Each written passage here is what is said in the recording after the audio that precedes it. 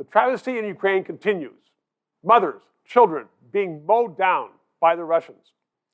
Adrienne Batra is with me now, not only because she's a publisher, the editor of the Toronto Sun, but she is a former tank commander.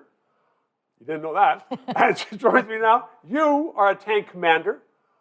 All those tanks outside Ukraine, why don't they just go in and continue to mow everybody down? Why isn't it over? They can't. Why not? If the Russian tanks go into the city of Kyiv, for example, Yes.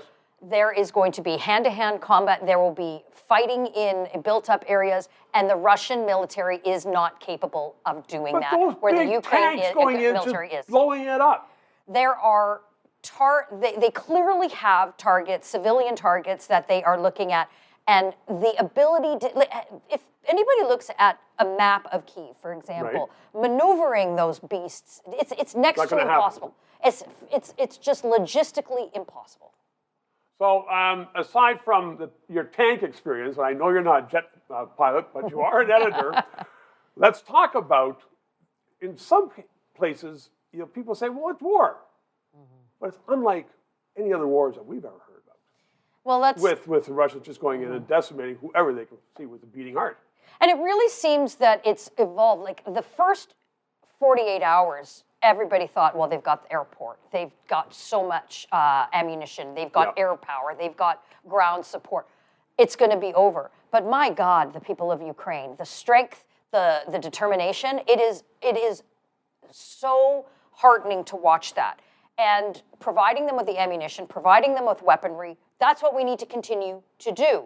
I know that it's people about time. We haven't been doing it for long it really enough, is. But let's not forget, Canadian soldiers, the Canadian military went over and trained Ukrainian soldiers for years. Yeah. And we should be proud of that. And we're seeing them use those techniques and that training now, fighting back the Red Army. And this is really a significant part of history, because if we go back to the first sort of war that was broadcast, it was back in '91, with the Gulf War. And now here we are again, seeing it litigated on social media. We see President Zelensky in all sorts of covert places doing video hits. Like, it's an extraordinary time. But the people of Ukraine need more. The Ukrainian military needs more support and strength.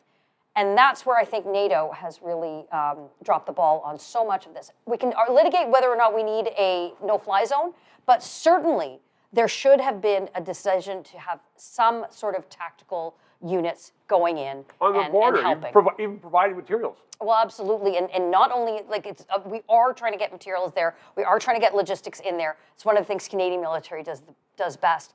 But how are we going to get them there? So there's amphibious attacks. There's all sorts of ways that the Russians are far more experienced, but this is where the Western militaries can help. Maybe guts will win out on that one. Adrienne. Let's hope. Yeah, thank you. 3 minutes.